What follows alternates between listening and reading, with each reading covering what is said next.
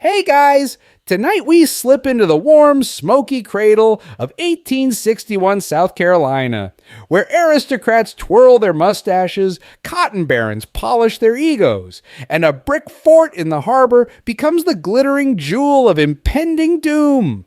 You are about to live through the Battle of Fort Sumter, the opening farce of a 4-year bloodbath known as the American Civil War. It all starts with a hissy fit, like most great disasters. South Carolina, fed up with the federal government acting like a clingy ex who wants to abolish slavery and collect taxes, storms out of the relationship in December 1860, not with a whimper, but with the full flair of a Southern belle slapping someone at a dinner party. And you're stationed in Charleston as part of the U.S. Army garrison, which is basically being a birthday clown at a divorce hearing. You're stuck in Fort Moultrie, an old decaying coastal fort that's about as defensible as a rotting sandwich. There are 80 of you tired, underpaid, surrounded, and fully aware that South Carolina just told Washington to go shuck a corncob. You can smell the secession in the air. It's musky, like pipe smoke, bourbon breath, and unresolved daddy issues. The locals are strutting around in gray uniforms they bought before the war even started. It's like watching cosplayers getting ready for a Comic-Con that will eventually kill 600,000 people. Here's a verified historical fact to chew on while you nervously polish your musket. South Carolina passed its Ordinance of Secession on December 20th, 1860, becoming the first state to leave the Union. Cue 6 others doing the same in the next 2 months, like lemmings on fire. Now, Charleston is humming with Confederate pride. Drums beat, militias drill, newspaper boys scream headlines like Union troops cringe at Southern glory, which is both wildly inaccurate and possibly written by someone who failed spelling twice. And you're sitting in a badly fortified fort surrounded by angry locals who think you're an invader. One guy, a shoemaker named Virgil, throws pig bones at you from a skiff every afternoon while shouting, "Go home! Yankee worm." It's not even personal. It's just what people do now for fun. Your commander, Major Robert Anderson, is about as flashy as boiled cabbage. But the man has spine. He looks around, sees Fort Moultrie falling apart, its cannons pointed inland like it's trying to shoot its own parade, and thinks, nope. So, one chilly night in late December, he loads up his men, spikes the cannons, burns anything useful, and sails across the harbor to Fort Sumter, a massive, still unfinished brick pentagon on a man-made island, right in the middle of Charleston Harbor. You relocate under cover of darkness. It's less military maneuver and more college students moving a couch down fire stairs at 2 a.m. Nobody dies, but Private McNulty does drop a keg of gunpowder on his foot and screams like a feral raccoon. This bizarre relocation, dubbed the Anderson Gambit by people who love naming things, infuriates the secessionists. You've just squatted in their harbor's centerpiece and hung a big old stars and stripes right in their faces. It's like sneaking into your ex's house and redecorating the living room in red, white, and blue. Fun trivia time, Fort Sumter had no working toilets. That's right, you're now defending the Union from a damp, wind-blown brick donut with zero plumbing. Every time someone uses the facilities, it's a bucket and a prayer. Historians still argue whether Anderson's move was pure tactical genius or just dumb luck. Some say he saved his men from being overrun at Fort Moultrie. Others argue he painted a bullseye on Sumter and gave the South exactly what they needed a dramatic symbol to shoot at. Either way, you're stuck there now, surrounded, no supplies. The Confederates are building batteries on every piece of land around the harbor like it's the world's least fun Lego set. And in Charleston, oh, they're thrilled. They play patriotic songs every night. They host dances. There's a literal cannonball-shaped punch bowl at one reception. Meanwhile, are rationing hardtack that expired during the Polk administration and wondering how much nutritional value is in rope. You're probably not surviving this. So, before you get comfortable, take a moment to like the video and subscribe, but only if you genuinely enjoy what I do here. And hey, post your location and local time in the comments. Let's see how far this little nightmare travels. Now, dim the lights, maybe turn on a fan for that soft background hum, and let's ease into tonight's journey together. Because as the sun rises over Charleston and the harbor sparkles like a southern debutante's rhinestone tiara, you can feel it. War is coming. It's not here yet, but it's close, like a slow clap before a fist fight or thunder before a bar fight between cannons. You peer out from the walls of Sumter. You watch as Confederate troops, still technically not a real army, hammer away at Fort Johnson and Castle Pinckney. They're building gun platforms faster than you can say, wait, are we seriously going to fight over tariffs and cotton? Anderson forbids you from firing first. Not that you'd hit anything anyway. Half the cannons in the fort are mounted for show and facing the wrong direction. You're basically holding a Nerf bat and hoping nobody calls your bluff. Private Snelling starts a betting pool on what date the shooting will start. Someone picks January 5th. Someone else picks Valentine's Day. You pick never because you're an optimist and also you just really want to go home. Deep down, even you know it's not going to end quietly. Charleston's too proud, the Union's too stubborn, and the brick fort you're sitting in, it's too symbolic. It's become the stand-in for every grievance, every insult, every angry political cartoon involving Lincoln's nose. There's no going back, not now. You don't even unpack. Fort Sumter is your new home, a half-finished, cannonless brick donut with no real roof, no fresh food, and an ocean breeze that smells like boiled oysters and looming national collapse. The move from Fort Moultrie wasn't exactly a military triumph. It was more like a midnight sneak out where you forgot to leave a breakup note. You remember it vividly. December 26, 1860, you and 78 other soldiers, plus some laborers, pile into boats under cover of darkness, rowing silently across Charleston Harbor like terrified pirates without treasure. Behind you, Fort Moultrie burns just enough to say, "Don't follow us." Ahead, Sumter looms a hollow monument to government contractors who absolutely did not meet their deadlines. You row past Castle Pinckney, past the sleepy Confederate pickets who, in their defense, assumed the Union garrison wouldn't have the audacity to just paddle away like it's summer camp checkout day. The entire relocation takes only a few hours, no shots fired, no one challenges you, which is good because you're lugging crates of bacon, some powder kegs, and that one guy, Corporal Wilkins, who always gets seasick. And yes, he does vomit halfway across the channel, directly into Lieutenant Davis's lap. By dawn, the deed is done. Major Robert Anderson, whose idea this was, paces the fort's parade ground and says something dramatic like, "We are here to hold, occupy, and possess." It would be impressive if the place weren't missing half its ceiling. Let's talk about Fort Sumter for a second.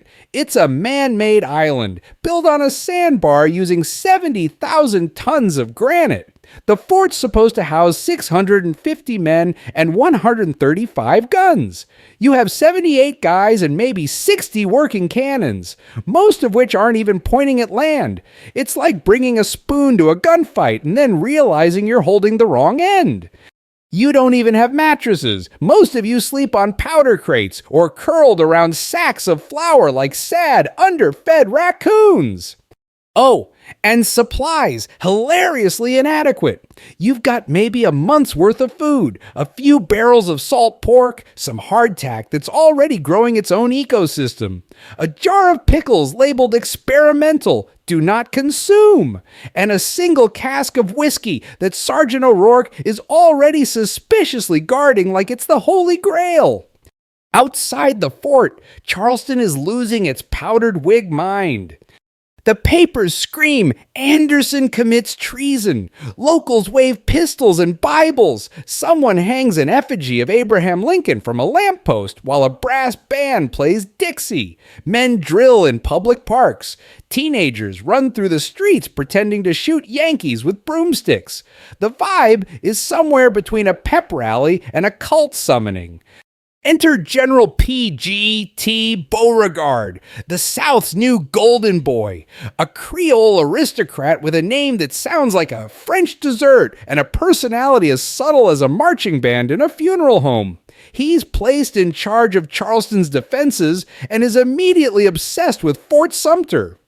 And here's the kicker. Beauregard once studied under Major Anderson at West Point. Teacher versus student, master versus prodigy. It's practically Shakespearean if Shakespeare had written petty cannon duels between emotionally repressed men in wool uniforms. The Confederate militias swarm the harbor, building batteries at Morris Island, James Island, Sullivan's Island, and Fort Johnson. You watch them every day through a spyglass and wonder if anyone else thinks this is escalating a bit too quickly. They dig in guns, pile sandbags, and yell insults across the water like, "Better start swimming! Yankee dogs! Hope you boys like Iron Rain!" Private Miller yells back, "Your mustache looks like a drowned ferret that one causes a minor diplomatic incident." You're under strict orders, don't shoot first, so instead, you shovel, you haul, you reinforce crumbling masonry with literal barrels of rice and wood planks salvaged from the fort's collapsed bakery. You ration everything, you dream of socks. Meanwhile, Confederate troops pose dramatically on the harbor's edge, just far enough away that they can look intimidating without actually doing anything. A tourist steamboat begins circling the fort daily. Charleston civilians buy opera glasses and picnic on the battery wall, watching you like you're an angry zoo exhibit. Let's squeeze in a weird trivia nugget during these tense weeks. Several Southern officers, yes, Confederates, ask permission to row over and visit their former comrades at Fort Sumter. They exchange pleasantries, some bring cigars. It's war, sure, but etiquette still matters. One visitor even brings a fruit basket. Historians still argue whether Anderson was being noble or naive by allowing them in. Some say it was his attempt to prevent bloodshed through fraternity. Others think the visits were scouting missions disguised as reunions. Either way, it's the weirdest version of enemies to lovers histories ever written.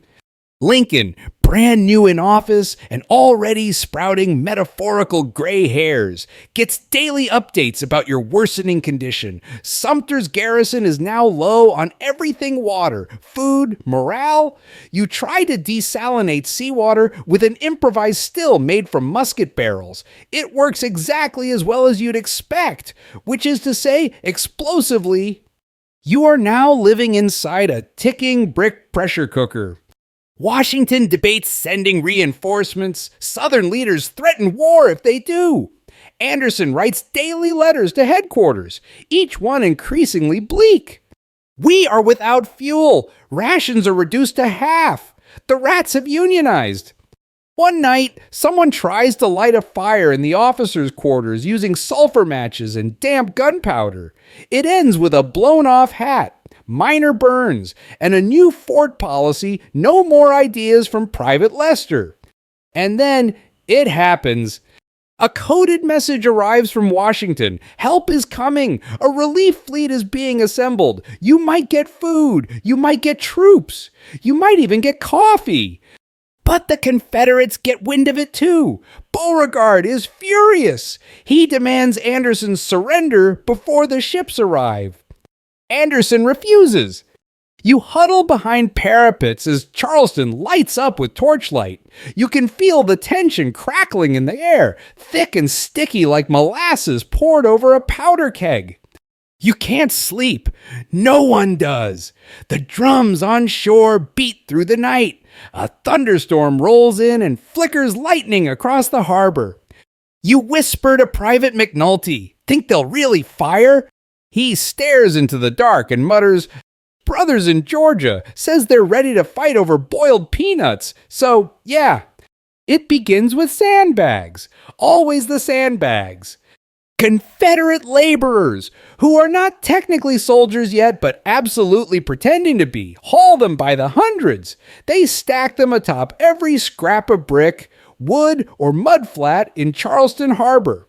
By mid-March 1861, you've got more fortifications pointed at you than a rabbit at a hawk convention. You're inside Fort Sumter, watching the South build up like it's prepping for a parade instead of a siege. They even give their batteries names poetic. Overwrought things like Fort Johnson, Battery B, and the floating battery, a literal barge strapped with guns. Because why not build naval IKEA? You start rating them out of 10 for aesthetic value. Battery Wagner, solid 7.5. Battery Greg 4, no symmetry. Inside the fort, you and your 78 exhausted friends try to look unfazed while gnawing on hardtack so fossilized it could shatter a rifle butt. One guy uses his as a paperweight. Another swears his turned into a pet. Meanwhile, Major Anderson still refuses to panic. The man's got the calm of a taxidermied squirrel. He drills you all twice daily, makes you polish cannons that haven't fired in months, and maintains a strict no mutiny before breakfast policy. Then the messages begin. P-D-G-T Beauregard. Charleston's peacock in residence sends a polite but menacing note on April 11th. It's something like, "Sir, kindly surrender your fort before we redecorate it with explosives." Anderson replies like a man trying not to snap a quill in half. "Thank you for your gallant offer of total humiliation. I respectfully decline." Which brings us to the Confederate tantrum. April 12th, 1861, 3:20 a.m. You are asleep on a bundle of rope. A rat is chewing your shoe. Outside, the harbor is still eerily quiet. Too quiet. Then, a single red signal flare arcs into the sky from Fort Johnson. You blink. "Oh, hell," says Private McNulty. "It's happening." At 4:30 a.m., the first cannon roars. The shell arcs directly toward Sumter, hissing like a furious tea kettle from hell. It explodes overhead, showering sparks across the parade ground. Welcome to the U.S. Civil War, brought to you by Edmund Ruffin, a 67-year-old fire eater, amateur fertilizer enthusiast, and professional lunatic. Ruffin begged to fire the first shot because he wanted history to remember him as the one who started it all. He's wearing his best old man uniform and probably whispering something dramatic like, "Let this be the shot that frees the South." Then he lights the fuse and commits the most enthusiastic war crime to date. Here's your verified historical fact. The Battle of Fort Sumter began at 4:30 a.m. on April 12, 1861, when Confederate forces opened fire without provocation, specifically from 19 batteries surrounding the harbor. The Union didn't shoot back for over 2 hours. Anderson wanted to be really sure he wasn't the aggressor, because nothing says moral high ground like getting shelled before breakfast. And here's your weird trivia nugget. Ruffin later claimed he fired the first shot of the entire war. Modern historians think that's questionable. Several others had their fingers on the trigger. Some say it was Lieutenant Henry Farley. Others say it was a misfired cannon that accidentally got history honors. What's certain, Ruffin was very loud about it for the rest of his life, which included mailing clumps of his hair to admirers like Civil War Santa Claus. Anyway, back to you. The fort shudders as the second, third, and fourth shells scream overhead. You scramble for position, heart pounding like a banjo solo in a thunderstorm. Cannons pound the walls from Sullivan's Island. Shells burst over your head like iron fireworks. One rips through the barracks and embeds itself in the bakery, finally putting that mutant sourdough out of its misery. Major Anderson calmly orders you to not return fire until daylight, which feels bold and slightly suicidal. You crouch behind a wall, staring at the sky as it flickers with flashes of light. 78 men with 78 different ways of dealing with it. Some pray, some curse. Private Mulligan sings Yankee Doodle very softly and very off-key, which makes you consider treason on the spot. By sunrise, it's a full-on iron hurricane.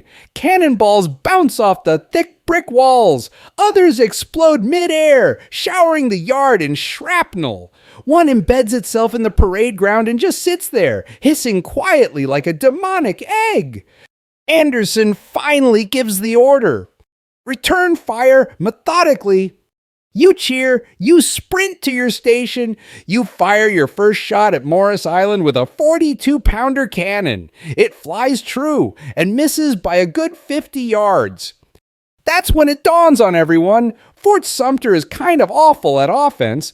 Most of the cannons are in the lower tiers, which means the fort is shooting up at enemies above them, like a crab trying to headbutt a pelican. Plus, you're short on fuses, low on powder, and the armory's layout is a disaster. Getting ammo means running through a smoky labyrinth of stairs, ladders, and confused Irishmen swearing at cannonballs. The fort fires maybe once every 10 minutes. The Confederates are lobbing shells every 5 seconds. One lands in the officer's latrine and obliterates it completely. The smell haunts you. The splash haunts you worse. Historians still argue whether the fort had any realistic chance of surviving a sustained bombardment. Some say if the supply ships had arrived sooner, you might have been reinforced. Others say Fort Sumter was just a flashy brick coffin from the start, too isolated, too undergunned, and too symbolically juicy to ignore. Midday, you're covered in sweat and soot.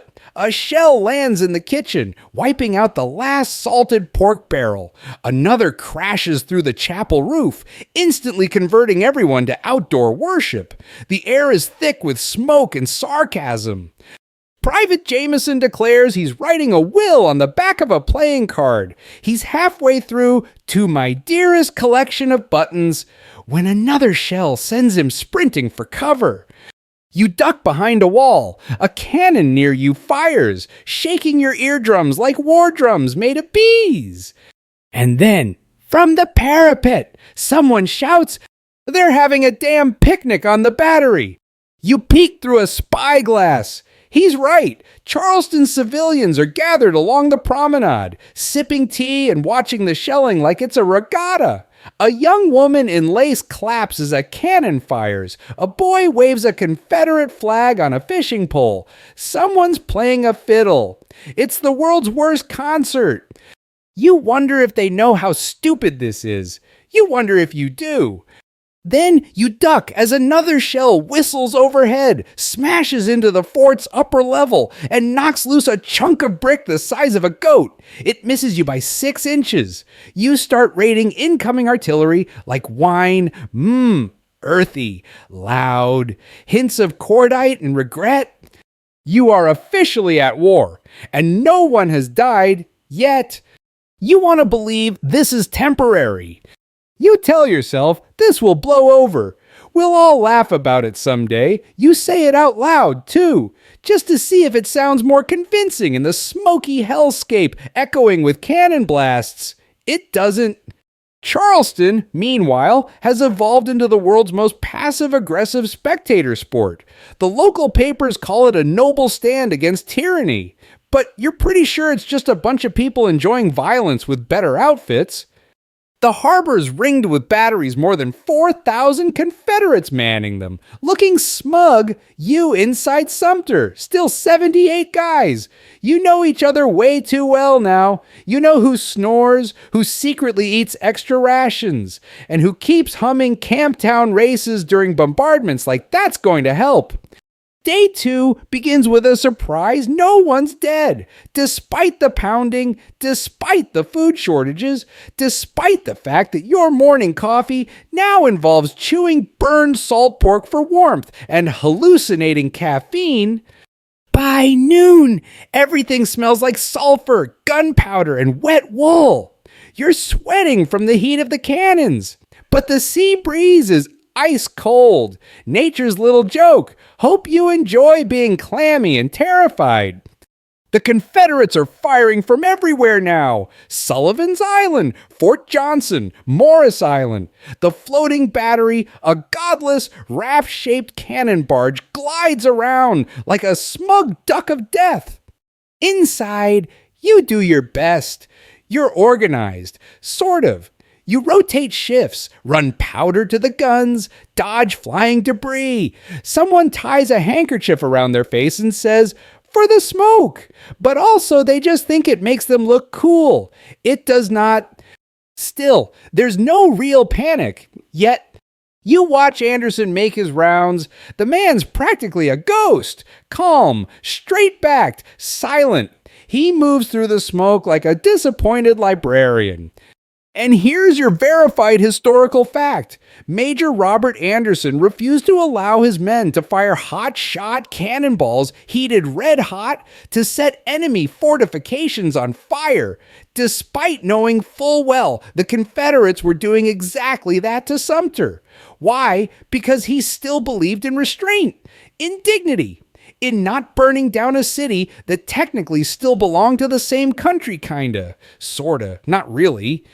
You're not sure whether to admire him or yell, "Sir, with all due respect, light something on fire already."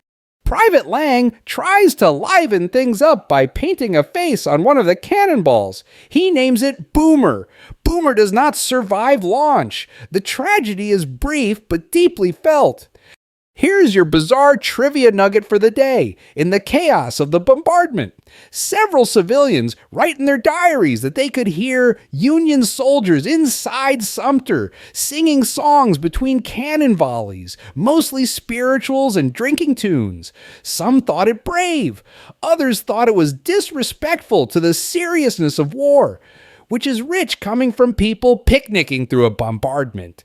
Still, there's something weirdly powerful about it. You hum along with the others off-key, hoarse, and slightly delirious while cannons thump in the distance like a drunk god pounding a trash can. Meanwhile, Charleston's society elite continues its open-air insanity. Someone brings parasols. Children play Union and Rebels on the lawn. A woman in a hoop skirt is seen eating lobster salad from a silver dish while cannonballs explode in the distance. You briefly wonder if this is just one massive Southern fever dream, or maybe you died already and this is hell. Historians still debate whether the Confederate leadership wanted an actual battle or just a flashy intimidation show. Some believed Anderson would fold after a few dramatic shots. Others argued the South needed a glorious first stand to inspire the rest of the seceding states. Anderson, being made of stone and Presbyterian guilt, does not fold. He fires back slowly, methodically, like an annoyed schoolteacher marking essays in red ink. You aim, you fire, you adjust elevation and curse your 18th century cannons. Then, finally, a shot lands true. You hear the distant crack of brick and see a puff of dust rise from the corner of Fort Moultrie. Private McNulty shouts, "Bullseye!" Corporal Hayworth yells, "No one saw it. It doesn't count." There is booing. There is arguing. There is betting. And then, like a slap from the heavens, the fort starts to burn. It's not a direct hit. It's just that a shell lands in the officers' quarters, topples a barrel of lamp oil, and sets half the place on fire. Because of course it does.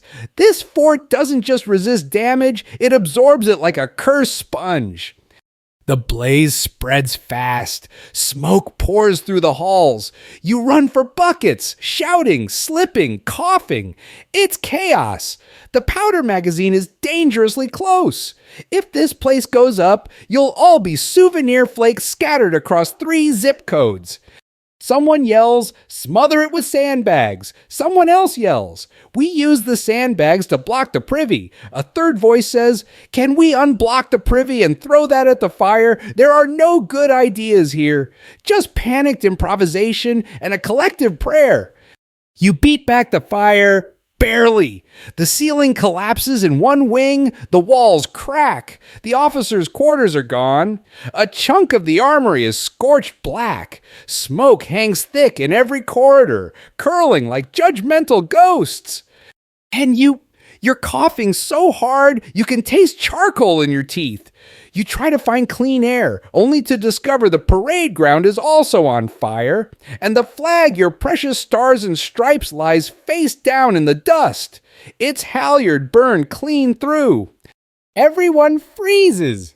For the first time in 36 hours, the cannons pause, both sides go quiet. You hear the seagulls, you hear the fire crackle. Then, like a fever breaking, a shout from the wall. "Get that flag back up."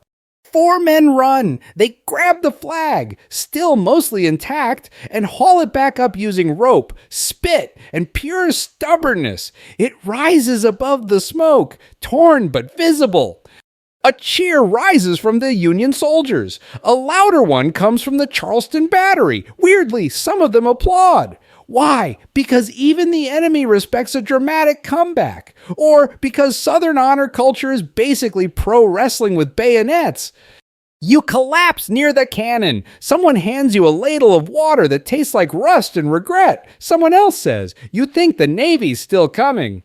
You don't answer because you're not sure, because the sun is setting again, because the walls are cracked, the air is poison, the food is ash, and all you've got left is one flag, half a whiskey barrel, and maybe 15 working cannons. You look toward the horizon and wonder who's going to blink first. It's sometime after the second night, or maybe during the third, and your brain is now 70% smoke, 20% adrenaline, and 10% spite. You have not slept. You have not eaten anything that wasn't vaguely charred. You're starting to look at cannonballs and wonder if they taste like ham. Inside Fort Sumter, the air is soupy with ash. The ceiling leaks firewater when it rains, which it does now in cruel, salty spurts. You use an old uniform to plug a crack in your quarters and hope the walls don't decide to take a nap and fall inward. Meanwhile, Charleston is still cheering. You hear them at night. Music, laughter. One man reportedly fires his pistol into the air every time the fort takes a direct hit, which is often enough to make you want to swim over there and choke him with his own suspenders. The flag's still flying. You raised it after the fire because dignity matters, but the rope's barely holding. The stripes are scorched. The stars are coughing smoke, and the wind keeps trying to rip it down like nature itself has chosen sides. You ask Private Lang, "Is this still just a standoff, Lang?" Currently using a cannon as a pillow, mutters, "This is a performance art piece, and we're the smoke machines." Outside, the Confederate guns fall into a rhythm. Boom, pause, boom, boom. You could set a waltz to it. Hell, you almost do. Private Snelling dances a slow, sarcastic jig between bombardments. "I'm gonna die fancy," he says. You give him a 6 out of 10 for footwork. Here's your verified historical fact. Despite the intensity of the shelling, not a single Union soldier was killed during the actual bombardment of Fort Sumter. Bruised, yes. Deaf, absolutely. Cranky, you don't even remember what not cranky feels like. But technically, and this is what makes it so weird, this battle has been a zero casualty affair so far. It's less a bloodbath and more a fireworks show gone aggressively rogue. Which is why the pressure is unbearable. You're being pounded into a symbol, a smoking, crumbling, sleep-deprived metaphor. And no one wants to be the guy who breaks the symbol. Except maybe Beauregard, because that man wants your fort like a kid wants cake at someone else's birthday party. He sends another message to Anderson. "Sir, you must now yield, as your situation is clearly hopeless." Anderson responds with the 19th century equivalent of, "Yeah, well, get bent." That might not be the exact wording, but the energy is there. Here's your bizarre trivia nugget: Beauregard, despite launching the opening shots of the war, kept a weirdly polite tone throughout his correspondence, like a man asking if you'd please die quietly so he can host a dinner party. He even signs one letter: "I remain, your obedient servant," which is rich, considering he's actively shelling you at the time. Meanwhile, Lincoln's resupply mission is still en route. Probably, maybe, you wouldn't know. You don't have telegraphs, radios, or even reliable messenger pigeons. You've got seagulls, and they're mostly jerks. You think you hear a distant ship's bell one morning, or it might have been someone's tooth falling out. Hard to say. So, let's talk about what you're actually doing inside the fort during all this. You're shoveling loose bricks back into walls like a sad reverse demolition crew, smothering fresh fires with wet blankets and prayers, trying to cook hardtack over a busted cannon's heat vent, collecting cannonballs that didn't explode and stacking them like war-themed lawn decor. Someone sharpens a bayonet on a brick just in case they storm us. You all laugh at the idea. No one's storming anything. They're starving you out. Which leads us to morale. There's none. You're out of meat. You're out of whiskey. You're down to rice, pickles, and whatever that green sludge is fermenting in barrel number 14. Private McNulty calls it victory stew. Private Lang calls it gunpowder soup. You call it how I die. The only good news, still no fatalities, which means you're either blessed or the Confederates are the worst shots in American history. Historians still argue whether the South wanted you all to die in there. Killing Union soldiers might have made the Confederacy look more monstrous to the Northern public, but forcing a surrender without blood made them look civilized, strategic, heroic, or so they thought. And then, around mid-afternoon on April 13th, the roof caves in. Literally, not metaphorically, the barracks roof, already smoldering, takes another hit from a Confederate shell and collapses into the interior. Flaming timber rains down on your remaining supplies, including the barrels of powder. That's when Anderson makes the call. "We'll raise the white flag," he says, "after we make it look good."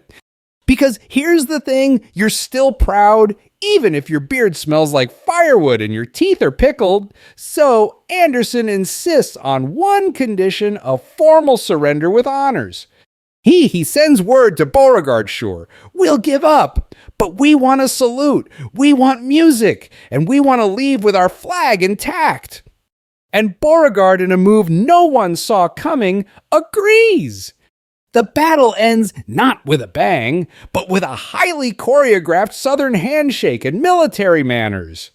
You spend the rest of the evening limping around the ruins, dousing embers, packing whatever's not ash, and carving your name into a brick for posterity.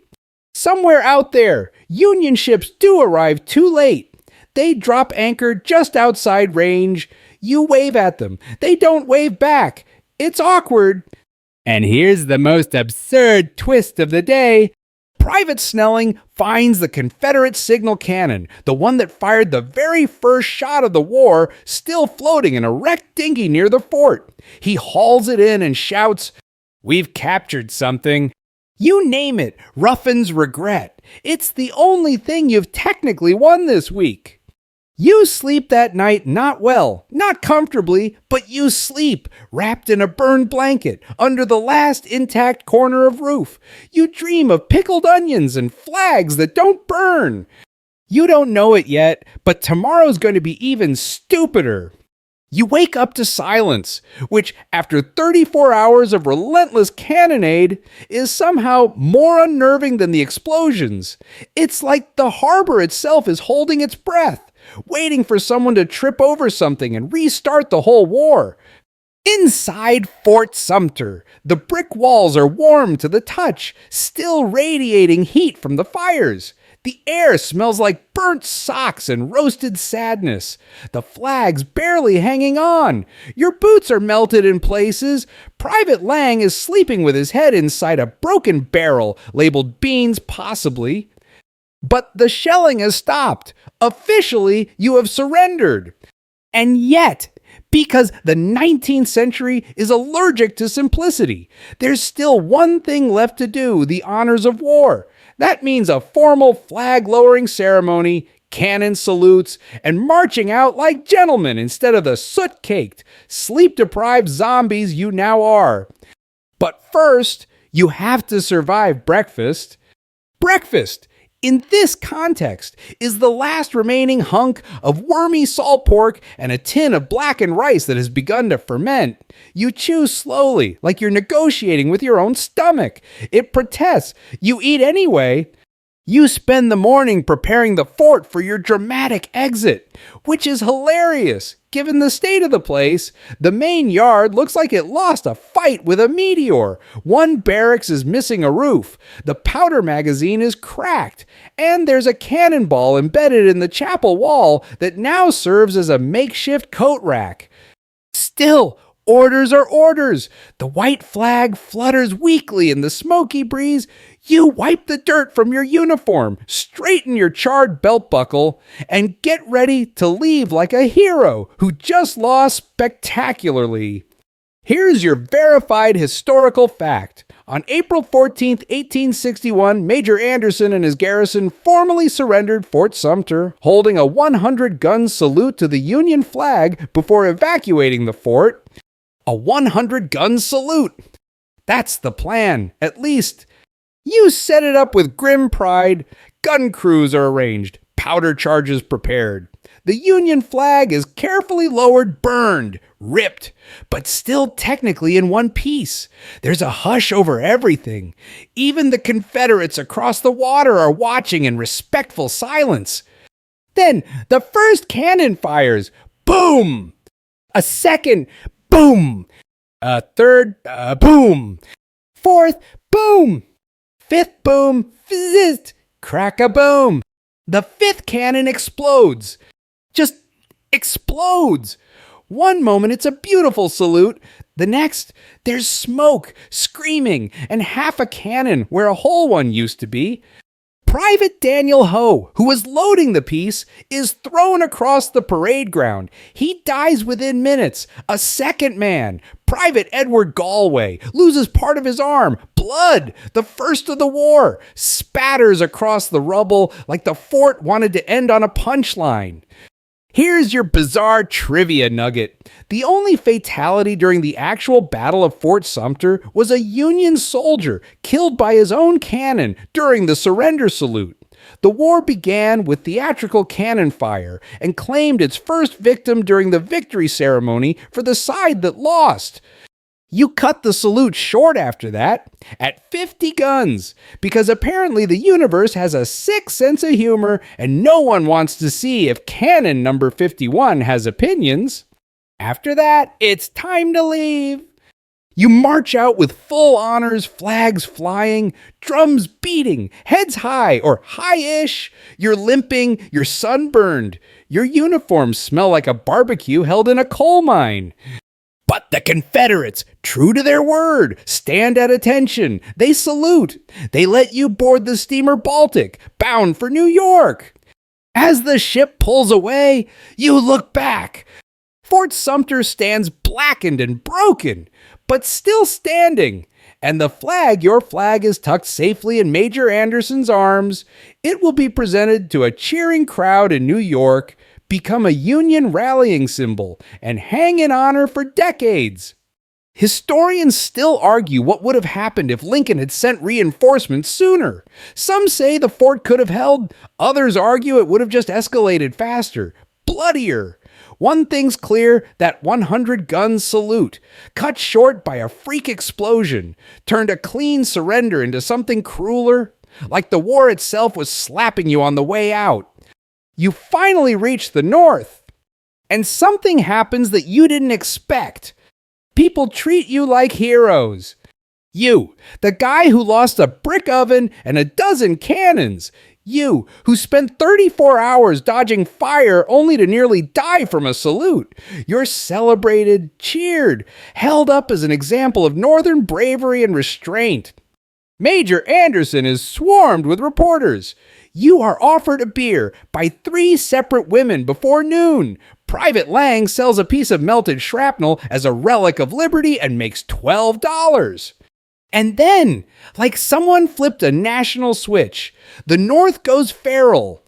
Newspapers explode with headlines. Blood has been spilled. Charleston fires. First Union must respond. Confederacy commits open treason. Volunteer militias assemble within hours. State governors issue recruitment calls. Lincoln calls for 75,000 troops. Streets fill with banners. Bands play, hats fly, fists rise, and you sleep deprived, sore, and still trying to remove soot from your ears realize something horrifying. This was just the prelude. You didn't fight a war, you kicked open its door. Here's the part you don't talk about much. You miss Fort Sumter. Not the fire, not the hunger, not the floating battery of doom, but the simplicity, the clear lines. You knew who you were. You knew what needed doing. Now, everything feels bigger, hungrier, messier. Still, you're alive, which is more than you expected 2 days ago. Back in Charleston, the Confederates move in. They raise their own flag. They pose for photographs, the slow, blurry kind where everyone looks haunted. Beauregard declares victory. The city holds a ball. Yes, an actual dance, complete with waltzes and punch and more gray uniforms than a Confederate spirit Halloween store. You don't get to rest long, because the war is coming fast now. It's not some philosophical debate anymore, not just tariffs or states' rights or rhetoric. It's real, it's marching, and you've got a rifle, a flag, and a front row seat. 4:30 a.m. on April 12, 1861. Let's rewind a moment. Freeze frame, that exact minute, that exact cannon. Because tonight, we need to talk about Edmund Ruffin. If the Battle of Fort Sumter is the opening scream of the Civil War, Ruffin is the unhinged theater kid who charges the stage and belts the first line 3 octaves too high. You've seen him before. He's been lurking around Charleston for days now, gray hair like straw dipped in vinegar, fire in his eyes, and opinions hotter than a cannon's muzzle. Technically, he's a 67-year-old Virginian plantation owner and amateur agriculturalist. Realistically, he's a political Molotov cocktail with legs. He begged to fire the first shot. Not asked, not requested, begged, pleaded. Campaigned like he was running for most likely to trigger a war. And because no one had the guts to say no to a rich old man who looked like he might challenge a musket to single combat, he got his wish. So here you are, at Fort Johnson. Ruffin stands at the cannon like it's the altar of secession. He's holding the lanyard with trembling hands and a crazed glint that suggests he's definitely written angry letters to the editor, probably in calligraphy. He shouts something, possibly to liberty, possibly down with tyranny, possibly I fertilize my cabbages with northern tears. Then boom! The cannon roars!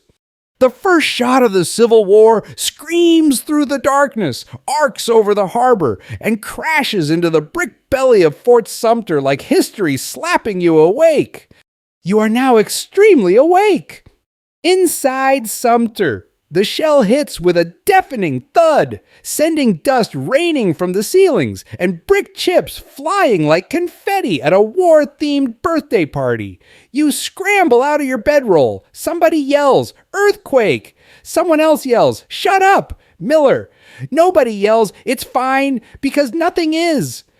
You throw on your jacket, grab your rifle, useless by the way, and join the rest of the garrison sprinting through smoke-streaked corridors. Your boots slam against scorched flagstones. The smell hits first gunpowder, moldy wood, a whiff of burning shoes. Then comes the sound, another cannon, then another, then all of them. 19 Confederate batteries open fire. It is, objectively, the worst alarm clock in American history. Here's your verified historical fact. The Confederate bombardment lasted 34 hours and included more than 3,000 artillery rounds fired at Fort Sumter. It's loud. It's relentless. It's a full-on iron rainstorm. And the most insane part, you don't fire back for over 2 hours. Anderson waits for daylight. It's a dignity thing, a make sure they started it thing. You hate it. You pace. You count the seconds between hits. One lands near the powder magazine too close. Another smashes a water barrel. McNulty cries out, "My bath," and you slap him lightly for morale. Finally, the order comes. Return fire. You and the others scramble to the lower casemates. Most of the fort's guns are sealed behind thick brick, offering protection and also the feeling of trying to shoot a cannon from inside a shoebox. You fire one. The recoil sends you backward into Corporal Hayworth, who does not appreciate being used as human padding. The return fire is underwhelming. Not your fault. Half the guns aren't mounted. You don't have the right fuses. You're firing solid shot at distant, sandbagged targets. It's like trying to throw rocks at someone with a sniper rifle and a budget. Still, you keep loading, firing, breathing in ash until your lungs feel like overcooked brisket. Meanwhile, Ruffin is out on Morris Island, cheering. Man's grinning like he just kicked over a beehive and blames the bees for being rude. Here's your weird trivia nugget. Ruffin kept the lanyard he used to fire the first shot and preserved it in a glass case like a war souvenir. He later mailed pieces of it to friends with notes like, "Tied the knot of freedom with this." People back then really knew how to commit to the bit. The day blurs into madness. Cannonballs slam the fort with a rhythm you can't unhear. Your head buzzes like it's full of hornets. The parade ground turns into a dust bowl. One shot collapses the roof of the barracks. Another sends flaming wood down the stairwell. And suddenly you're hauling water with your hat, trying to save what's left of your dignity and eyebrows. Anderson remains calm, always calm. Even when the flagpole is hit and collapses. Even when the smoke gets so thick you can't see your hand in front of your face. Even when a rat, an actual rat, scampers by, wearing what appears to be a tiny Confederate hat, possibly imagined, possibly real. The harbor's a carnival of fire. From the parapets, you can see the floating battery, that cursed barge with iron sides parked off Sullivan's Island, calmly lobbing shot after shot like a passive-aggressive houseboat. You squint into the distance and see Charleston. Picnics again. Because of course they're still picnicking. You can't quite hear them over the thunder, but you know they're out there with their lemonade and opera glasses, cheering every explosion like they're at a 4th of July pageant where the loser dies of smoke inhalation. Historians still argue whether Ruffin actually fired the first shot. Some insist it was someone else, that Ruffin just took credit, shouted louder, and wrote more letters about it. Others say, no, he was definitely the guy. He just also happened to be an insufferable brag with a fetish for martyrdom. Either way, his shot was the spark. By evening, your ears ring like church bells. You've stopped reacting to incoming shells. You duck automatically. You reload automatically. You swear automatically. Someone, probably Miller, draws a mustache on the wall and writes Confederate strategy underneath it. You laugh. Then a shell hits near the door and you don't laugh anymore. That night, you sleep in shifts. Not that it helps. You lie on scorched stone, using a sack of sand as a pillow. The walls shake, the roof leaks, and Ruffin, you hear he's still grinning, still celebrating, still wandering Charleston like an old war ghost who doesn't know the rest of the show is coming. And you lie there in the dark and wonder what happens next. Because this war just opened with fireworks. And now it's time for the fire. The sun rises on day 2 and decides, nope, too much, and just hangs back behind the haze like a shy bartender. The sky is peach gray and smells like ash. You wake up to find a cannonball is rolled gently into your bedroll during the night like a cuddly death pet. Private Snelling names it Mr. Wiggles. You're too tired to argue. The cannonade hasn't stopped. It's just taking polite turns now, like the Confederates are hosting a tea party for artillery. Boom from Fort Moultrie. Boom, boom from Battery B. A heavy thud from that smug floating battery. Still anchored like an iron sea cucumber off Sullivan's Island. They're not trying to kill you, not directly. They're trying to cook you alive. Fort Sumter has become a brick oven. The walls are hot. The floors are hot. Your canteen is hot. You're sweating so much you've basically become a portable brine tank. The inner casemates, where you load and fire the cannons, trap heat like it's a competitive sport. You could bake bread in here. Actually, you try to bake bread in here using a busted tin pan and some leftover flour paste. It fuses to the pan and becomes a new element. You call it unionium. It's inedible and bulletproof. Outside, the shelling continues in bursts. There's a rhythm to it now, like the harbor has settled into a grim symphony. You start anticipating the booms. Boom, wait, duck, boom, boom, sigh, clench. Major Anderson is still composed, which at this point makes you deeply suspicious. The man hasn't cracked once. He moves like he's giving a tour of a mildly disappointing church. He stops beside your cannon. Good angle, he mutters. The barrel is bent. You nod anyway. Here's your verified historical fact. Roughly 3,000 Confederate shells were fired during the Battle of Fort Sumter, and only about 400 were returned by the Union side due to limited powder, limited guns, and Anderson's instructions to conserve ammunition for when they were stormed. Spoiler, they are never stormed. That's the strange part, all this bombardment, and not a single Confederate makes a move to enter the fort. You start to realize they want you to stay put. They don't want dead Union soldiers. They want a story, one where you surrender, one where the South wins with elegance and restraint, not blood. So you're trapped in a theatrical siege, less combat, more tragic opera. And you're cast as the noble Yankee, slowly roasting like a Thanksgiving ham in a brick casserole dish. You try to adapt. You wrap wet rags around your face to breathe. You rotate shifts at the guns. You plug cannonball holes with sandbags, crates, one time a broken bed frame. Someone, probably Lang, uses an old chamber pot to patch a crack in the powder magazine. It holds, mostly. The worst part is the smoke. Thick, black, inescapable. It fills the halls, clogs your nose, stings your eyes. It settles in your lungs like squatters in a tenement. Breathing becomes a team sport. McNulty invents smoke tennis, which is just coughing at each other and pretending it's fun. Meanwhile, in Charleston, the crowd is growing. They've brought umbrellas, chairs, snacks. Some folks are renting out spots on rooftops for better views of the fort's suffering. A local poet reads aloud.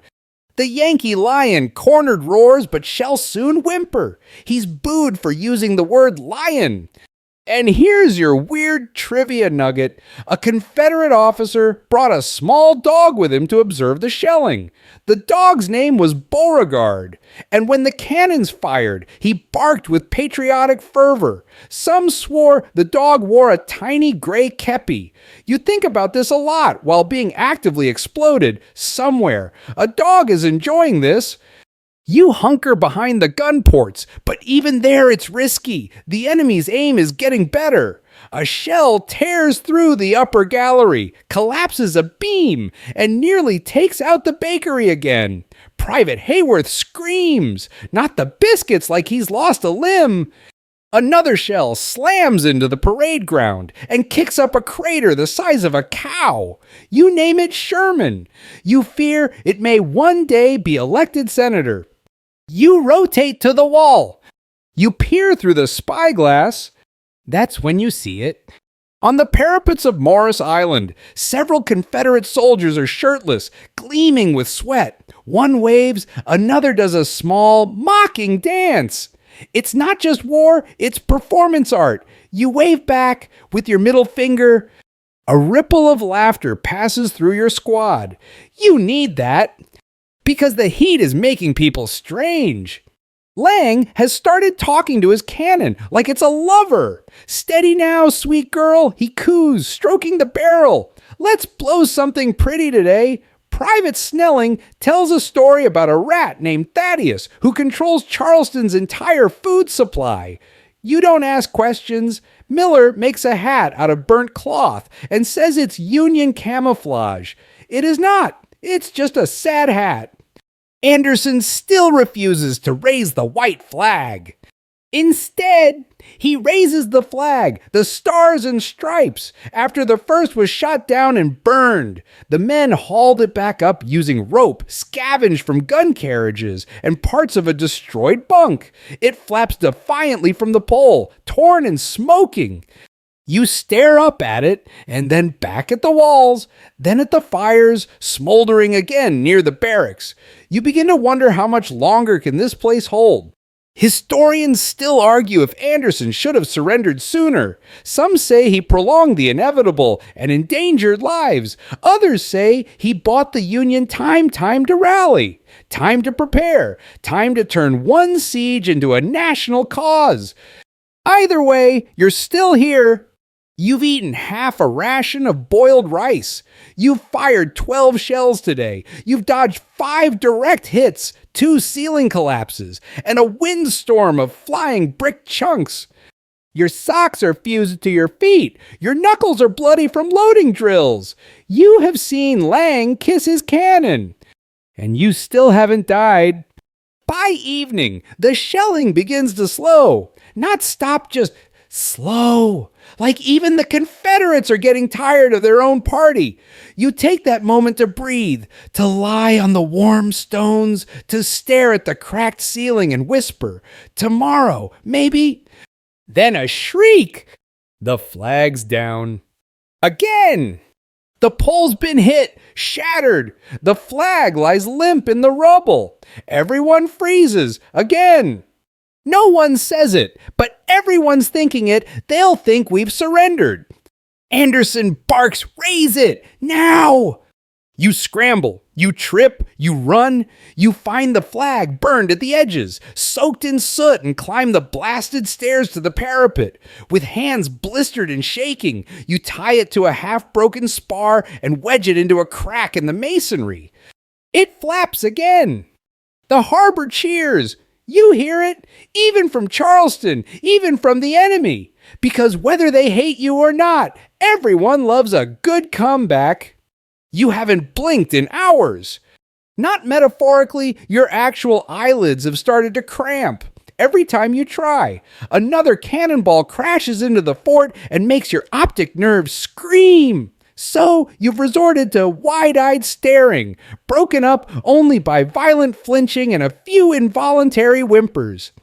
It's sometime during the second evening. Though time has ceased to function, you think it's Friday or Tuesday or the last Thursday that will ever exist. You've started to measure time in cannonballs. 3 cannonballs ago, we still had a roof. 2 cannonballs from now, I'm eating my shoelaces. The good news, you're still alive. The bad news, everything else. The roof is definitely on fire now.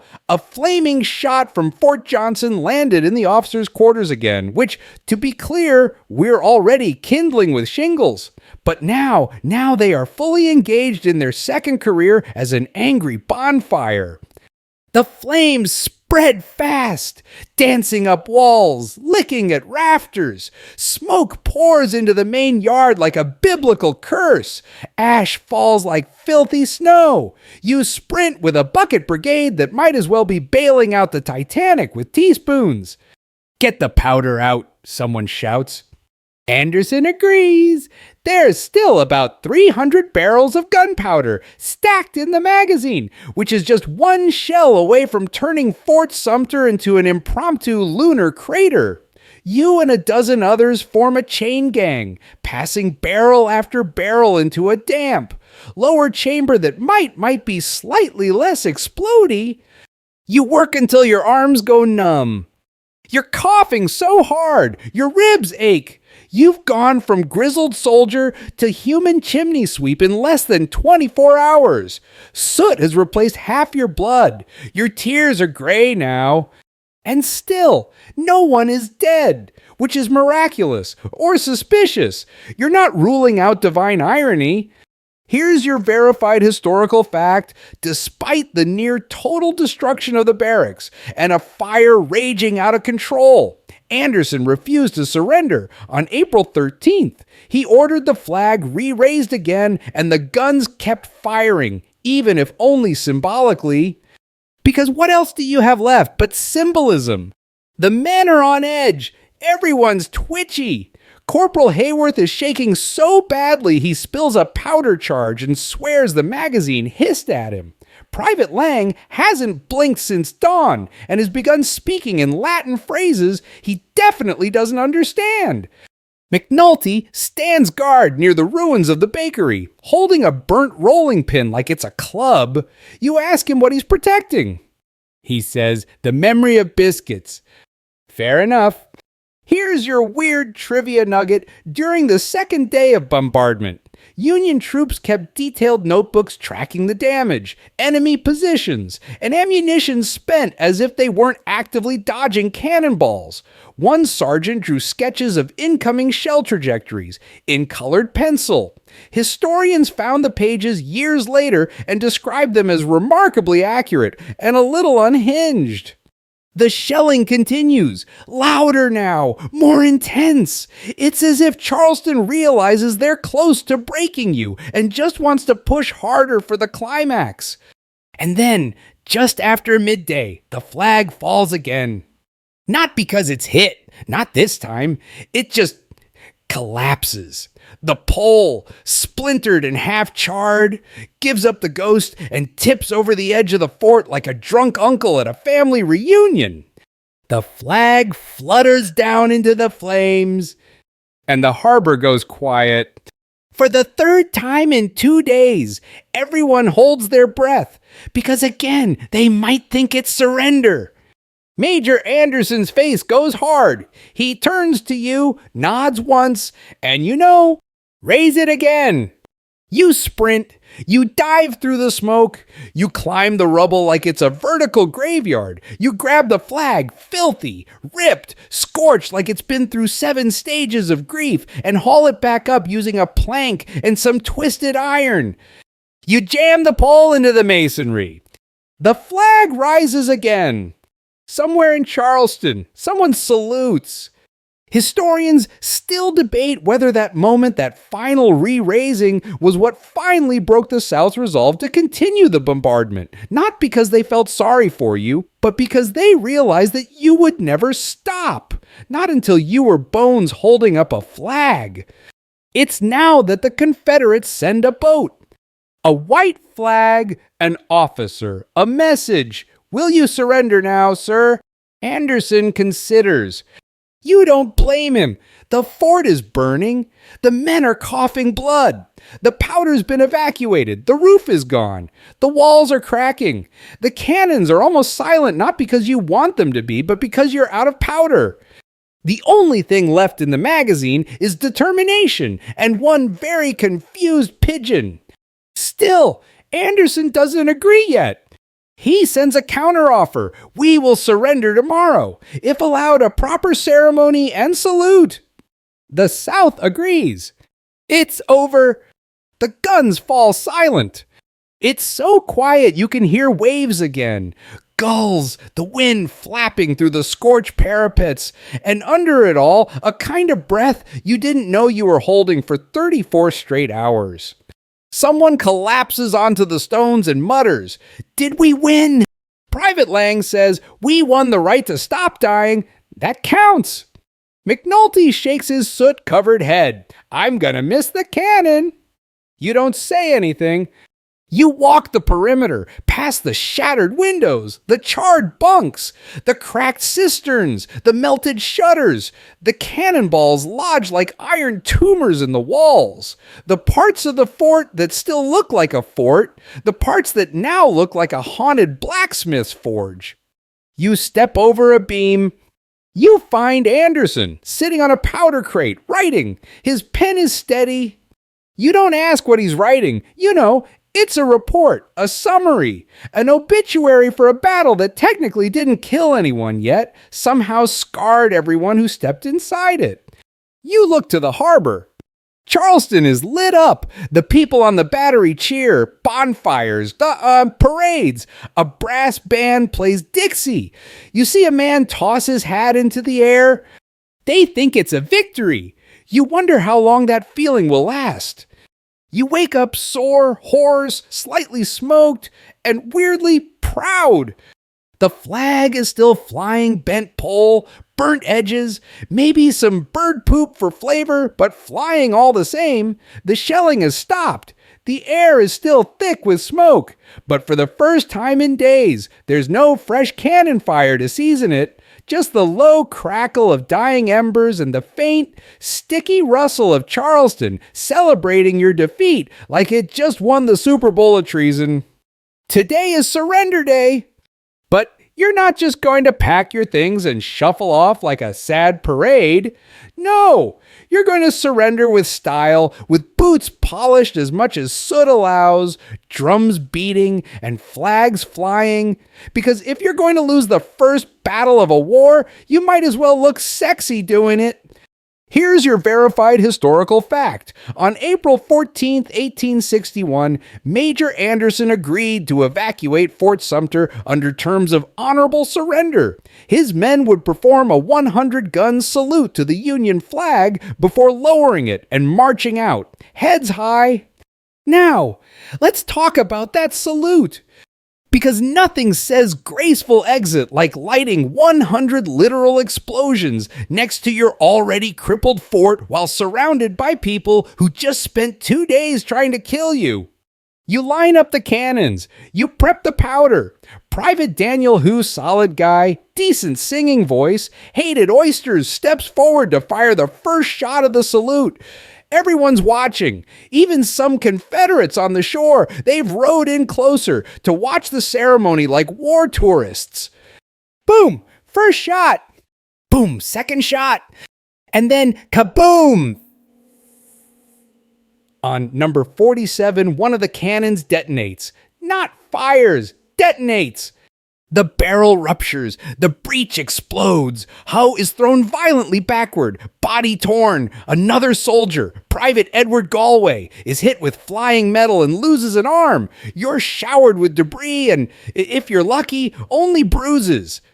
The fort, insulted by its own send-off, has decided to take one last swing. Anderson calls an end to the salute.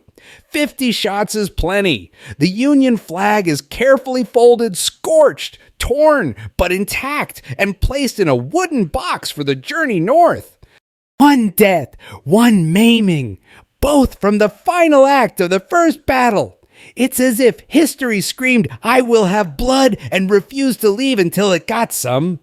Anderson is somber, but he's not broken. He gathers his officers and leads the march out of the fort. Drums beat, boots crunch over broken stone and splintered beams. You pass through the ruined sally port with the weight of brick dust on your shoulders and 34 hours of cannon fire behind your eyes. The Confederates, to their credit, don't jeer, they don't gloat. In fact, they form up and salute. Yes, salute. You're not sure if it's respect or just Confederate theater, but the moment hangs heavy. Charleston watches from a distance, more like an audience than a city. You board a small boat bound for the steamship Baltic, and as it pulls away, you turn to get one last look at Fort Sumter. It's still smoking, still wounded, but still there. Here's your weird trivia nugget. A few Union soldiers smuggled bricks from the fort into their packs as souvenirs. One later had his chunk of Fort Sumter framed and displayed in his parlor, where it became a conversation piece for the next 40 years. It's unclear whether anyone believed him, or whether guests simply nodded and slowly backed away. Back on the Baltic. The mood is grim. You've technically lost, but it doesn't feel like failure. It feels like the starting pistol has gone off, and now the country is running sprinting toward a cliff. Northern papers erupt with fire. South declares war with bombs. Our brave boys stand firm Union. Blood spilled. Lincoln sees the opportunity and moves quickly. He calls for 75,000 volunteers. He mobilizes the military. And within days, states that had been sitting on the fence, Virginia, North Carolina, Tennessee, Arkansas, tumble straight into the Confederacy like drunks joining a bar fight because someone touched their hat. Historians still debate whether Anderson's defense of Fort Sumter was symbolic heroism or just stubborn pageantry. Some say he should have surrendered sooner. Others say his stand gave the Union a martyr narrative, something to rally around, to mythologize. Either way, you're now part of that myth. And the Union is angry. Enlistment offices overflow. Men sign up in droves, some waving flags, some holding muskets, some bringing their own axes. New York raises 12,000 troops in 2 days. Women sew flags, knit socks, write letters that say things like "give them hell." Boys, even though they've never been south of Philadelphia. You, meanwhile, are covered in bandages, bruises, and the ash of a fort you nearly died defending. You haven't bathed in days. You smell like soup made from fire and desperation. And yet, when you step onto the docks in New York, people cheer. They wave banners. They lift you on their shoulders. A small child hands you a daisy and says, "You're my hero." You blink and mutter, "Thanks, but please don't smell me." McNulty cries openly when someone offers him a clean biscuit. Lang tries to sell the cannonball he named Mildred to a newsboy for $5. He succeeds. Anderson, silent and exhausted, delivers the fort's battered flag to a massive crowd in Manhattan. The moment is electric. Politicians cry, journalists write in flowery prose. One guy faints from the sheer emotion of it all. And now, everywhere you go, someone wants to shake your hand. You're a walking legend. You're a war veteran. You're also 78 hours removed from scrubbing soot out of your ears with an old sock and wondering if rats can be made into stew. Funny how fast the world turns. Funny how fast it forgets that what comes after the opening act is the real bloodbath. You're finally out of the fire, out of the smoke, out of the cannonball convention that was Fort Sumter. You've got your flag, your scars, and your lingering scent of Union soldier lightly charred. All things considered, not a bad outcome. But before you can even start emotionally unpacking your near-death brick fort Airbnb experience, the U.S. Army hits you with a new assignment, blows something up. See, now that you've surrendered the fort and escaped without being turned into hot stew meat, it's time for one last bit of drama, a little curtain call, a big bang. Anderson insists on a proper farewell salute, a 100-gun tribute to the Union flag before it comes down, symbolism, ceremony, the kind of theatrical gesture only a military officer with too much Victorian energy would request. And because this is 1861 and everyone is obsessed with making everything as dramatic as possible, the Confederates say, "Sure, go ahead." So, on the morning of April 14th, you line up the cannons, It's a surreal scene. The battle's over, the fort is scorched, the barracks are a smoky mess. A single piece of bacon remains, nailed to the wall in defiance. And yet, you are once again stuffing powder into iron barrels, this time not to fight, but to salute. Boom, 1, boom, 2, boom, 3. You find a rhythm. You start feeling something like peace or dignity, or at least not dying. Boom, 27, boom, 34, boom, 45. And then comes shot number 47. Private Daniel Hoof steps up.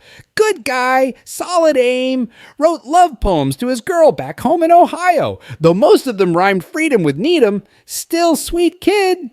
He loads the cannon. He rams the charge. He steps back, pulls the lanyard. Crack-a-boom. Not boom, not thud, crack-a-boom. The cannon explodes. Shrapnel screams across the yard. Howe is thrown across the parade ground like a rag doll in a wind tunnel. When you reach him, he's already gone, the first man to die in the Civil War. Not in the battle, in the goodbye. Here's your verified historical fact. Private Daniel Howe became the first casualty of the Civil War, not from Confederate fire, but from the accidental explosion of a cannon during the ceremonial 100-gun salute. Another soldier, Edward Galway, was maimed in the same blast. A third nearly blinded. You stand there, shell-shocked, soot-faced, holding your hat and blinking like maybe, just maybe, you misheard God. Did the cannon just...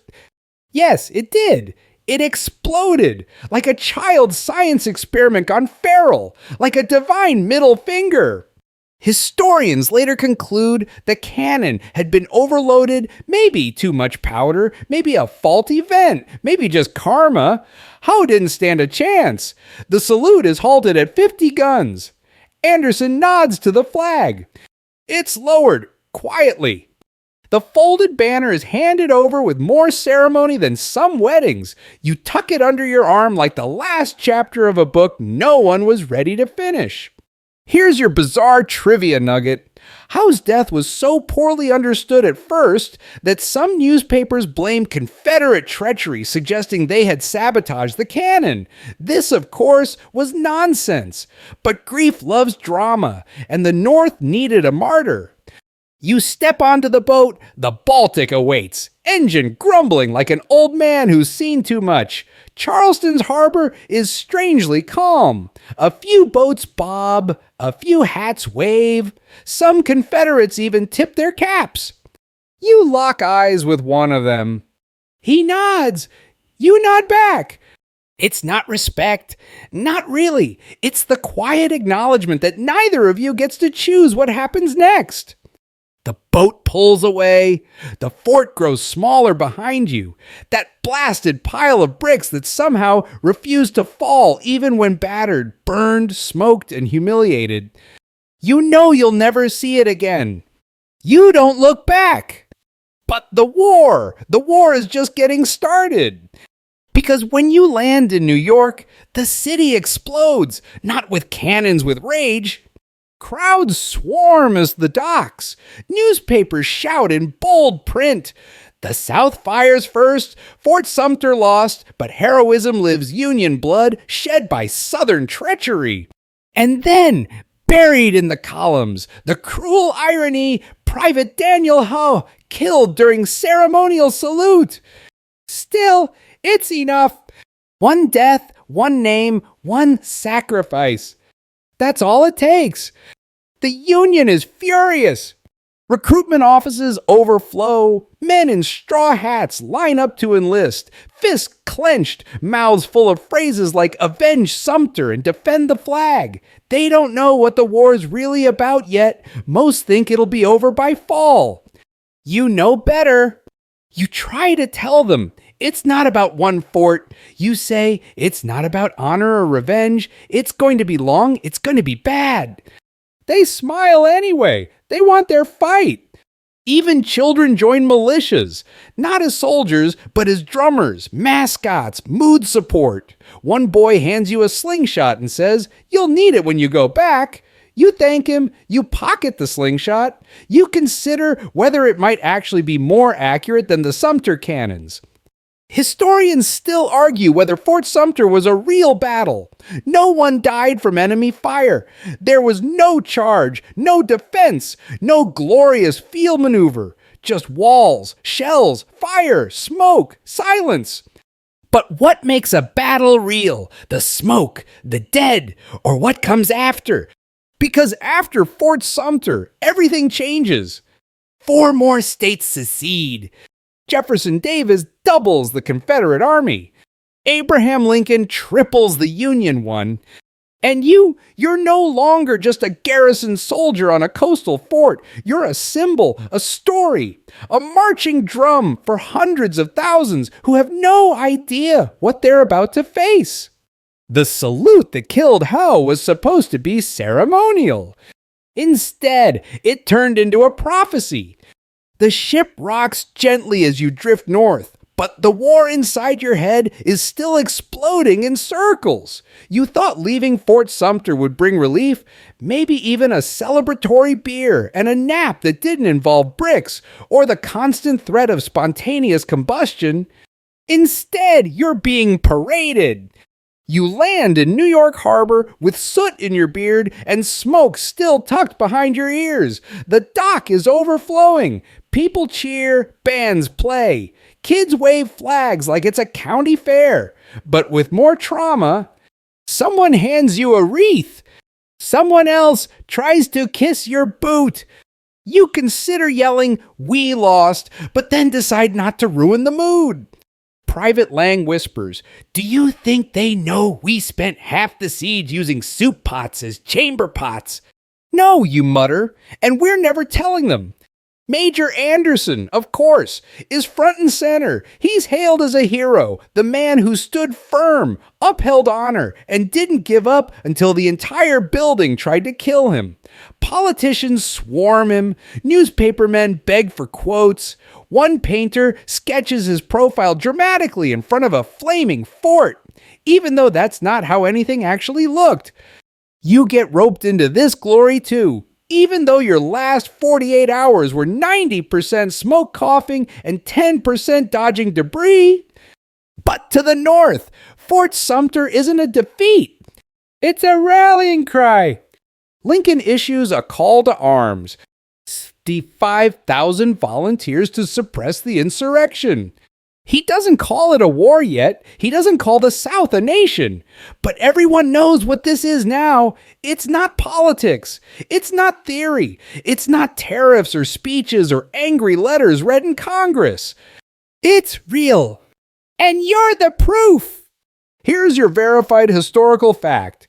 Lincoln's April 15th proclamation calling for 75,000 volunteers triggered 4 more states to secede Virginia, Arkansas, Tennessee, and North Carolina, pushing the Confederacy to 11 states total. Within days, the entire country rips at the seams like a wool coat soaked in gasoline and then politely set on fire. Virginia secedes first, and that one hurts because Virginia is a big dog home to Washington, Jefferson, Madison, a cultural titan, and now it's joining the rebellion like a drunk uncle siding with your worst enemy. Then come the others, dominoes with muskets. The South solidifies, the North fortifies. And suddenly, the United States of America is more like the divided realms of petty vengeance. Back home, people are naming horses after you. Okay, maybe not you specifically, but Fort Sumter, definitely. There are racehorses, babies, and steamboats christened Sumter's Pride, the Garrison, and for some reason, Cannon Whisperer. Private McNulty is invited to a dinner party where he's asked to describe in detail the taste of Confederate artillery. He says, tangy, a little too warm for my liking. Lang is offered a book deal. He can't read. Anderson speaks at a rally in Manhattan where they hand him a sword engraved with "For Valor" at Sumter. He tries to give it back. They insist. He sheathes it like a man preparing to swat flies with a Rembrandt. Meanwhile, you try to find clean socks. And you think about Daniel Howe, and the cannon, and the salute that turned into a funeral. You're not a hero. You're just alive. Here's your weird trivia nugget. A Northern preacher claimed in a fiery sermon that Fort Sumter's bricks were sanctified by the holy wrath of liberty. Another compared the falling of the flag to the crucifixion of Christ. You wonder how dramatic people are going to get once actual battles start? Because make no mistake, they're coming. The war machine starts grinding fast now. Factories are converted overnight. Railroads are commandeered. Muskets, bayonets, drums all rush to assembly. Boys barely old enough to shave sign up in droves. Some think it'll be over by Christmas. Some think it'll be over by summer. You know better. You hear whispers already: Bull Run, Harper's Ferry, Missouri in revolt. It's spreading fast, like smoke under a door. You're officially a war veteran now, which is hilarious, considering the most combat you saw was a collapsing ceiling and a Confederate picnic. But war isn't about tallying kills. It's about narrative. And Fort Sumter, you were the prologue to the blood opera. Historians still debate whether the Union's explosive public response was genuine or manufactured. Some argue Lincoln wanted the Confederates to fire first, that Sumter was bait. Others claim it was simply political improvisation, that no one expected a literal cannonball to ignite the moral furnace of the North so thoroughly. Whatever the truth, you've become a symbol. Even your soot-covered jacket is requested by the Smithsonian. You lie awake at night and wonder if people will remember the smell, the sound, the taste of brick dust in your teeth. You know the books won't mention Lang humming show tunes while reloading, or McNulty crying when he found the rats had eaten the last potato, or Howe's face after the cannon exploded. The people waving flags don't want to hear about the long hours of boredom punctuated by panic bucket brigade chaos. They want myths, and now you are one. Lang asks you what comes next. You say, marching. Where to? You shrug, wherever the drums go. You know there's no more hiding in a fort. There are no more ceremonies, no more symbolic cannonballs. The next time you face fire, it'll be men against men, rifle against rifle. The clean lines of Sumter will be replaced by forests, hills, mud, and screams. But you're going anyway, because they asked for volunteers. And somehow, you're still standing. Back in Charleston, they throw a party. Not a somber "we've launched a war that will drown the nation in blood" kind of event, but a full-blown parasol twirling, mint julep chugging, banjo picking celebration. Because the Confederacy has captured a brick pile full of hungry men and cannon residue. And by God, that's good enough for a cotillion. You watch it all from the newspaper reports passed around at your temporary barracks. Headlines like, "Southern Valor triumphs at Fort Sumter, Yankees flee like cowards after dramatic ceremonial salute." Of course.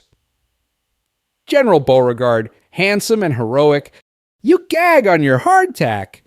Here's your verified historical fact. On April 15th, 1861, just one day after your evacuation, Charleston held a celebratory parade and ball in honor of the glorious victory at Fort Sumter. Citizens gathered in their best silk and boots.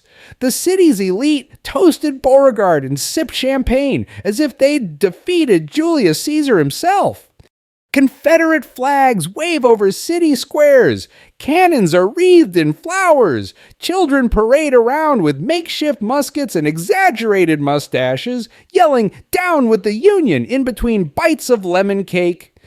You know this because some soldier brought back a handbill from Charleston that included the punch menu and a detailed schedule of the Sumter surrender soiree. Private McNulty reads it aloud like a theater review. 7:30, honor guard formation. 8:00, dinner and liberty pie. 9:00, dance begins featuring the secession stomp. Lang looks up and mutters, "They threw a cotillion because we ran out of gunpowder." You nod. Anderson just stares into his coffee like he's trying to bore a hole into another dimension. Meanwhile, General P.G.T. Beauregard, the man with a name that sounds like a steamboat and a mustache that could catch birds, becomes a Southern superstar. He's handsome. He's articulate. He wears his uniform like it's custom tailored by a Confederate angel. And now he's the hero of Sumter.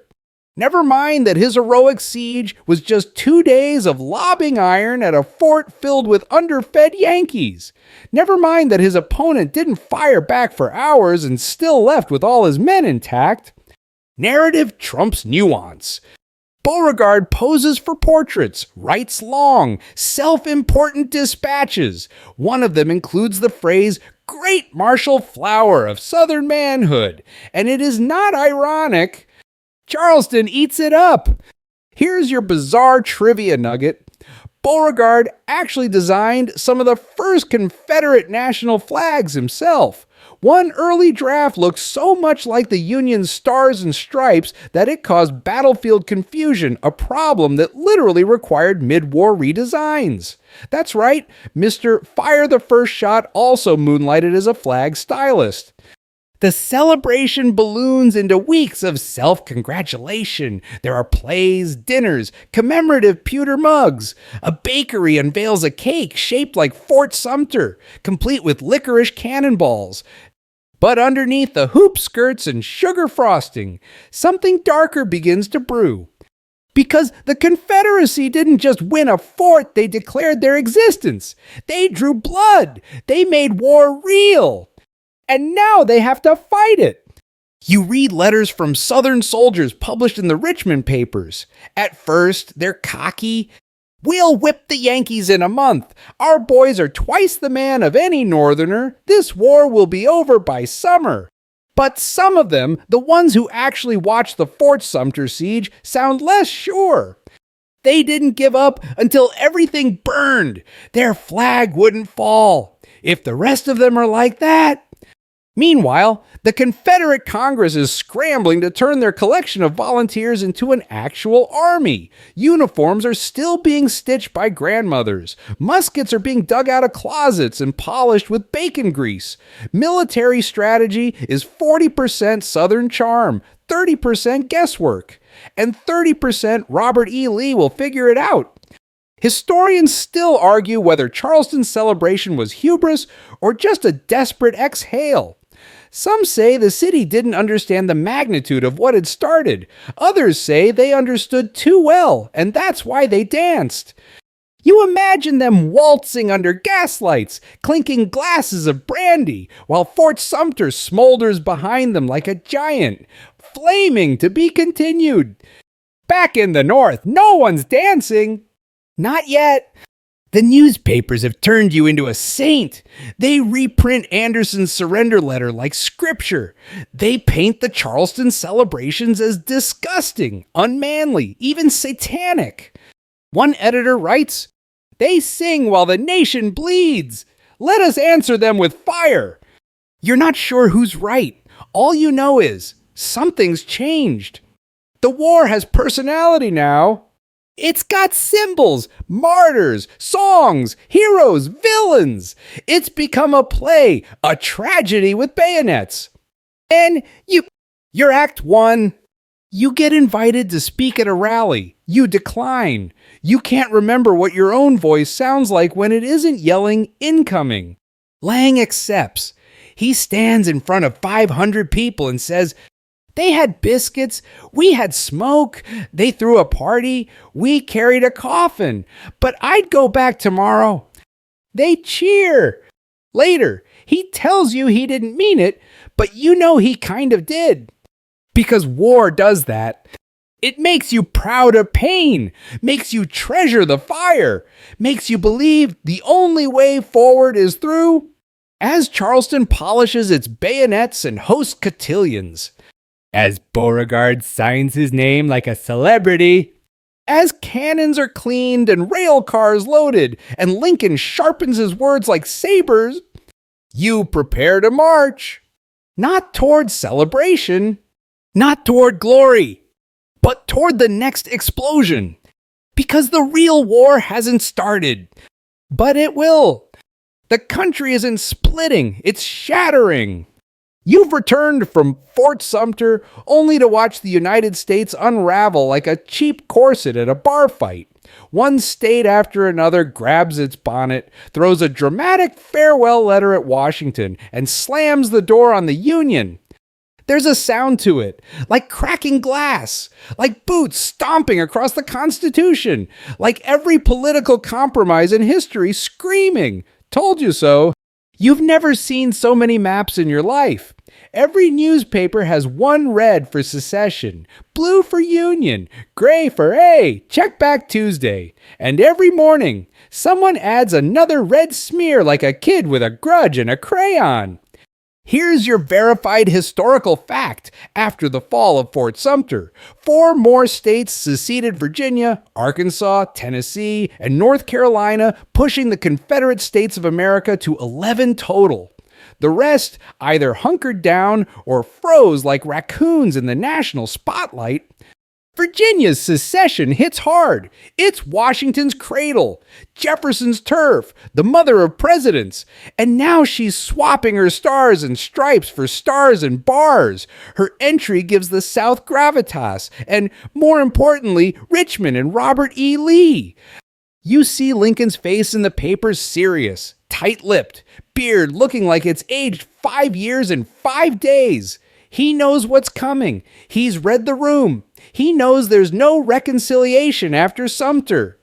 It's like someone tore open Pandora's munitions crate.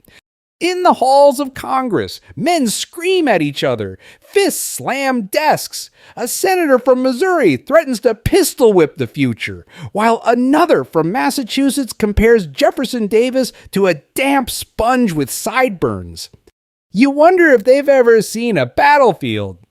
You watch the chaos from New York and try not to laugh, or cry, or volunteer, but the tide is pulling you in, like it or not. People are choosing sides now.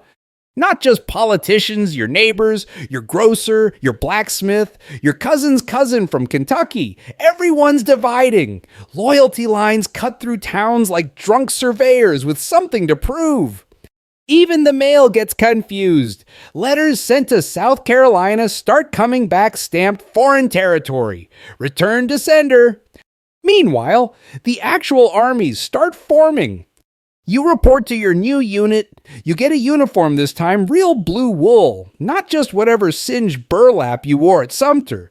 It itches like betrayal and smells like sheep that died angry. Your rifle is cleaner, your boots are not. Your mustache is still recovering from the smoke trauma. Lang is there. McNulty is too. Even Hayworth, who now carries his cannon shrapnel in a tin locket and tells people it whispers at night. Your captain has a name like a boot brand Captain Thistleton and a voice like sandpaper on God's chalkboard. He's new, he's loud. He refers to the Confederates as a pack of glorified porch gremlins and believes the war will be over by fall. You nod. You've heard that one before. Here's your weird trivia nugget. Some early Union units didn't wear regulation blue. The 11th New York Infantry, for example, dressed in red shirts and firemen's pants because many of them were firemen. The war started with more fashion confusion than a Civil War-themed Halloween party. Meanwhile, Lincoln mobilizes. His cabinet works overtime cobbling together a war machine from mismatched parts. The Navy starts blockading southern ports. Congress votes to raise 500,000 men. Army recruitment centers overflow. And across the Potomac, Jefferson Davis has taken up residence in Richmond and is declaring, with full confidence, that the South will defend its soil against Northern aggression. Historians still argue if Davis actually believed the war could be won, or if he simply couldn't imagine losing and keeping his dignity. One diary entry from a Confederate aide reads, "The president seems composed. He eats pickled okra and reviews maps like a man planning a garden party." Speaking of maps, everyone becomes a cartographer now. You pore over them nightly. Bull Run, Harper's Ferry, the Mississippi Line, Missouri's Bleeding Edge. You study them like test questions for an exam that only gives you bayonets and trauma. The generals are lining up. The names start to roll in Winfield Scott, elderly and massive, still waddling around D.C. like a Michelin star tortoise. McDowell, untested but fancy. And then there's Lee, that Virginia gentleman with the face of a disappointed eagle and a resume that makes Union recruiters weep. He's still with the Union for now. You wonder how long that'll last. Back in Charleston, the celebrations are cooling. There's no more cannon fire, no more fireworks. Just the slow, creeping realization that maybe, just maybe, this war might not be a weekend thing. That maybe, just maybe, Fort Sumter was just the appetizer. The city begins fortifying, new cannon emplacements, new drills. Beauregard starts acting less like a hero and more like a manager with too many spreadsheets. He's popular, sure, but now he has to defend something. And defense is less fun than offense. You and your regiment are ordered to prepare for movement. There's talk of Virginia, of Tennessee, of punishing rebellion. Lang sharpens his bayonet like it insulted his mother. McNulty writes letters to everyone he's ever kissed. You polish your musket. You stare at your boots. You trace the worn spot in your uniform where the Fort Sumter flag once touched you. And you wonder if this is what history feels like. Not the page in the book, not the monument, but the moment before the explosion, the inhale before the scream. The world is dividing. The men are marching. The blood hasn't truly spilled yet, but you can smell it. And then it starts. Not with another cannon blast, not with a glorious charge across open fields, but with paperwork, enlistment rolls, rail timetables, supply manifests. The war you lived through at Fort Sumter was loud and theatrical. This one is systemic. It's a machine warming up. You stand at the rail yard in Washington, boots planted on gravel, surrounded by 200 other men who thought this would be over by now. Lang smokes his pipe and mutters, "I missed the brick oven." Which part? The one where nobody tried to bayonet me? Fair point. You're being deployed to Virginia because it's the new front line now. The secessionists want it. The Union needs it. And every map you've seen in the last week has a giant red circle over Manassas, like it's offering 30% off martyrdom. Here's your verified historical fact. The first major land battle of the Civil War, First Bull Run, or First Manassas, depending on your accent and loyalties, took place on July 21st, 1861, just 3 months after Fort Sumter. It was not a skirmish. It was a punch to the national face. You get there before the punch. The hills are green. The roads are muddy. Your boots make sucking sounds when you walk, like Virginia is trying to eat you. You camp in a field with other regiments, Irishmen, Germans, Pennsylvania coal boys, farmers from upstate New York, all of them humming with pride, nerves, and the awful, ignorant hope that they'll be home before the next harvest. You try to sleep. The ground is unforgiving. The air is too quiet.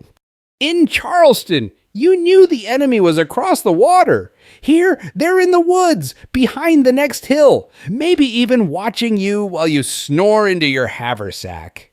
Here's your weird trivia nugget early in the war. Some Union units were issued blue uniforms with short gray jackets because of pre-war militia standards at Bull Run.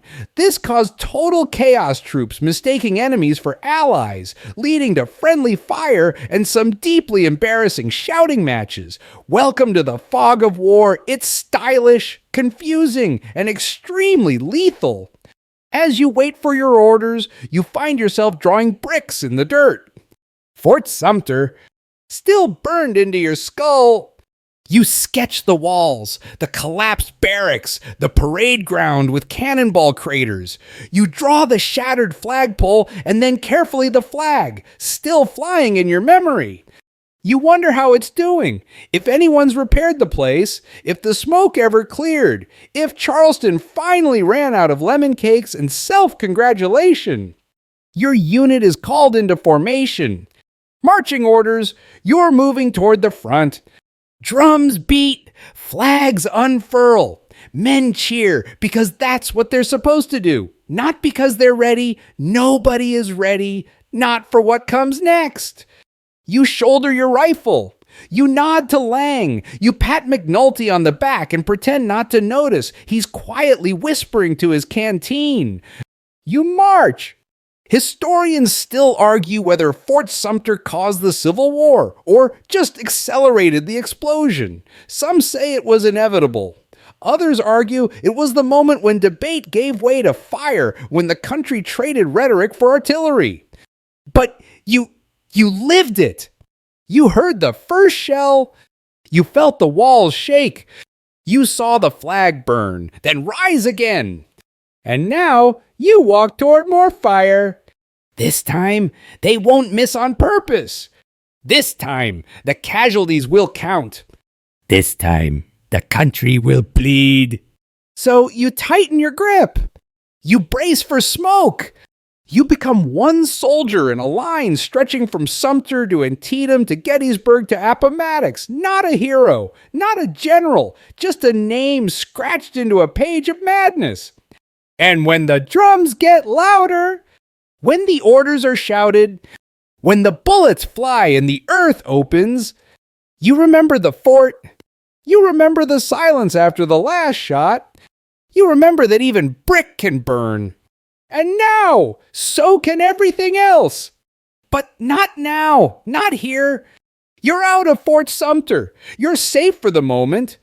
The cannons are silent. The sky has dimmed to a soft, quiet gray, like the smoke's finally settled, and the ash is ready to sleep. The fire's gone out. The stone has cooled. The flags, scorched and stitched, are folded for another day.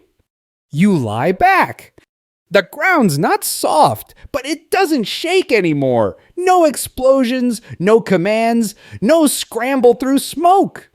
Just you, breathing, letting your chest rise and fall like the tide. You did what you could. You held the walls. You raised the flag again and again and again. You marched out when the time came, not defeated, but upright. And you lived. The war hasn't ended. No, not even close.